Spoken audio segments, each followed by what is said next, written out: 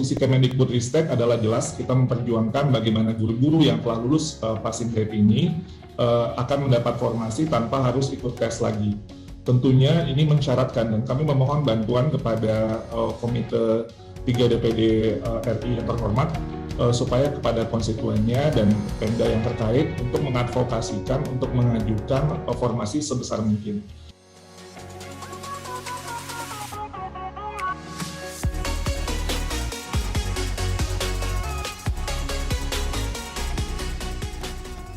Untuk yang status dan evaluasi mengenai P3K sekarang, saya ingin mengundang Pak Iwan untuk sedikit memberikan penjelasan mengenai bagaimana posisi kita.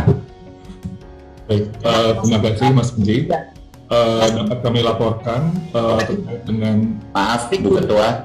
Ya, termasuk masalah PPG itu yang ditanyakan juga. Jangan lupa. Ya.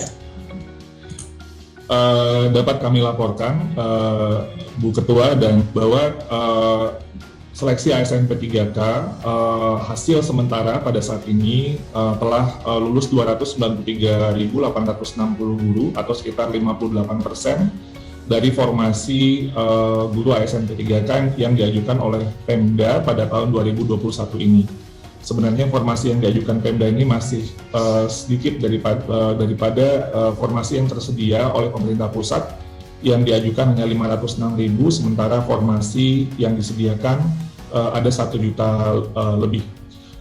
Dari hasil yang setelah ada pada saat ini juga terdapat 193.954 guru yang lulus passing grade yang belum mendapat formasi, ada sekitar 38%.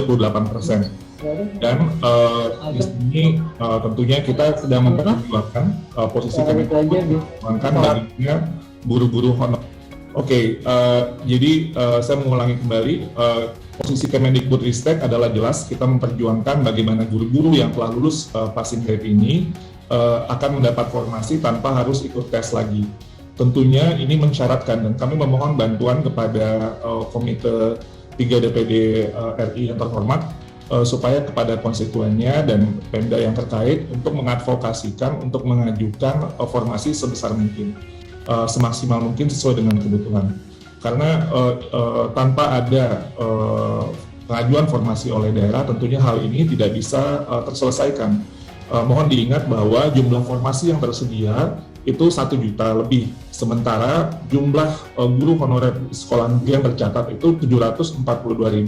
Artinya jika pemerintah daerah mengajukan formasi yang maksimal 1 juta formasi tersebut, maka besar kemungkinan guru-guru honorer yang sudah, apalagi yang sudah lulus passing grade itu akan mendapatkan formasi karena jumlah formasinya jauh lebih besar daripada jumlah guru honorer yang ada di sekolah negeri. Jadi itu kunci utama dan perlu kita advokasikan bersama-sama. Jadi pertama nanti akan saya bahas tentang anggaran. Yang juga sebelum itu perlu juga dilihat ada data yang kemudian kami cermati. Ada 117.000 formasi, 117.939 formasi yang sama sekali tidak dilamar oleh guru-guru kita di tahap 1 dan tahap 2.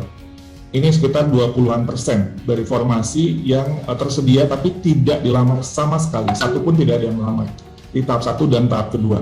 Ketika kami zoom in, ini ternyata formasi-formasi yang ada di daerah-daerah yang sulit.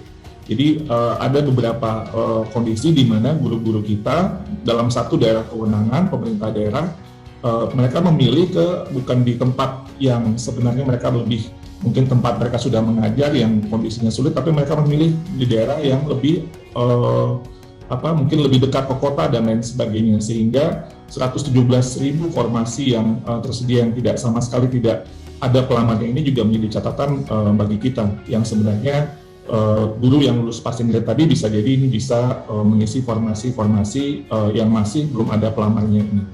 Nah, terkait dengan anggaran dapat saya sampaikan bahwa dari Kementerian Keuangan sudah menyampaikan kepada seluruh pemerintah daerah ada pertama selain dari Undang-Undang Nomor 9 Tahun 2020 tentang APBN, ada surat langsung dari Kementerian Keuangan nomor S46/PK/2021 tertanggal 31 Maret 2021 kepada seluruh gubernur, bupati, wali kota tentang perhitungan anggaran P3K dalam alokasi DAU tahun anggaran 2021.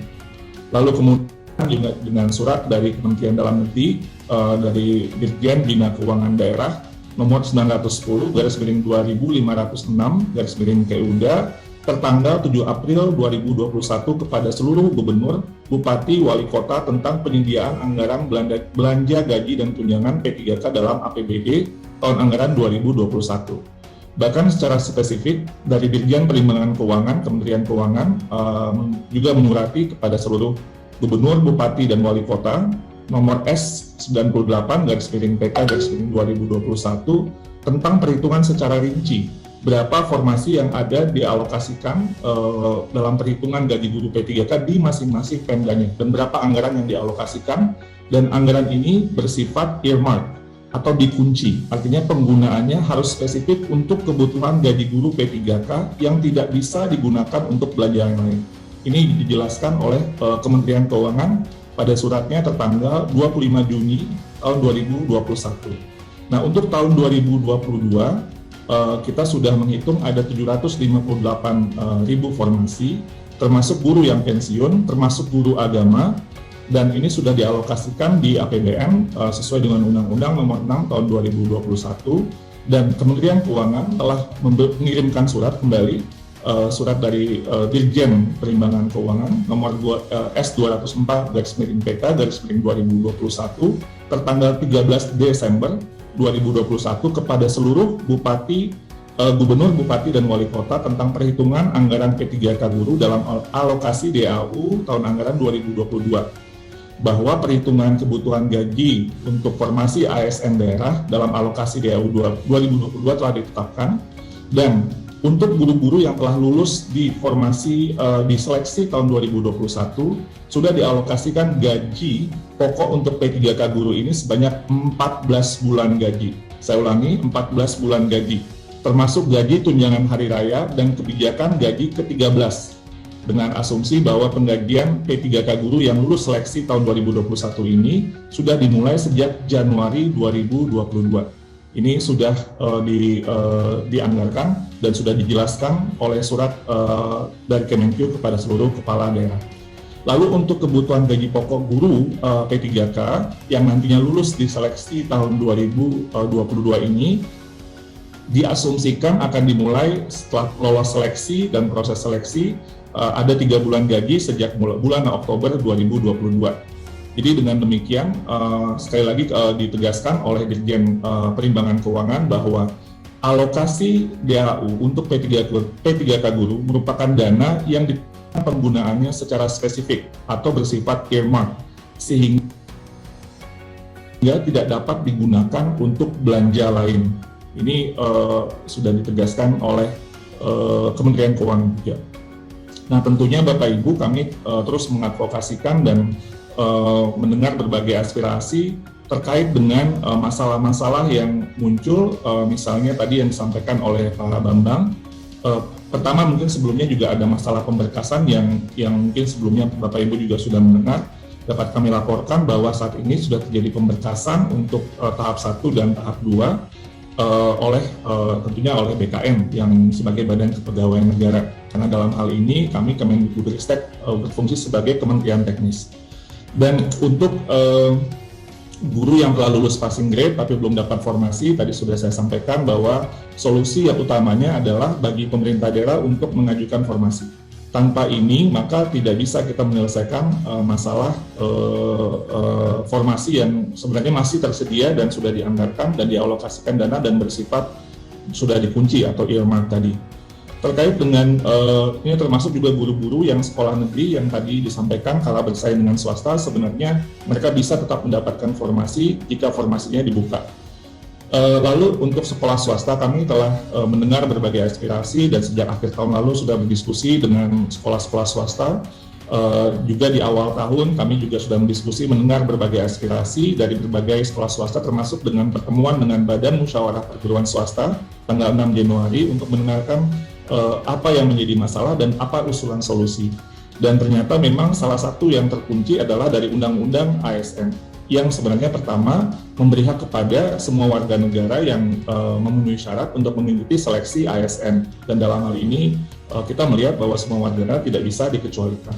Yang kedua, bahwa yang lulus dari seleksi aparatur sipil negara ya harus ditugaskan di instansi atau lembaga pemerintah. Jadi ini adalah ketentuan dari undang-undang yang tentunya kami harus tunduk dengan kondisi ini.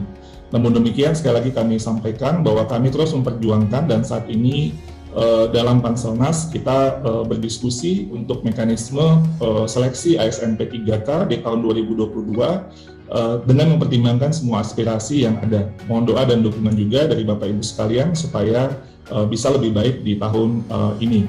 Satu hal juga terkait untuk sekolah swasta yang kami juga mendengar, mungkin suara yang jarang terdengar suaranya, tapi sangat penting adalah bukan dari sekolah dan yayasan saja, tapi dari guru-guru swastanya sendiri, yang mereka merasa mereka memiliki hak untuk memperjuangkan kondisi kerja yang lebih baik. Tentunya kita tidak ingin guru-guru kita mendapatkan pembayaran atau gaji di bawah upah minimum regional atau UMR, sesuai dengan Undang-Undang Ketenagakerjaan. Kondisi ini yang mungkin menyebabkan guru-guru swasta yang ingin untuk mencoba kesempatan dalam seleksi ASN P3K. Jadi ini juga mungkin suara yang tidak terdengar secara lantang mungkin dalam berbagai liputan, tapi sebenarnya mereka juga memiliki semacam hak untuk juga mendapat kesempatan kondisi kerja yang lebih baik, apalagi itu jika di bawah kondisi UMR.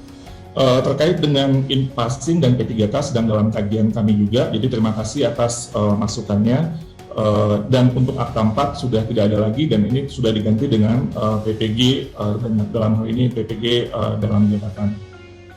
Lalu sertifikasi guru yang tadi ditanyakan terkait 24 jam, ini merupakan ketentuan dari Undang-Undang Guru dan Dosen terkait dengan beban minimal untuk kerja guru. Saya rasa mungkin itu yang bisa saya sampaikan. Terima kasih, saya kembalikan kepada Mas Menteri. Terima kasih. Terima kasih. Mungkin demikian Bu Ketua jawaban yang bisa kami sampaikan pada saat ini. Terima kasih.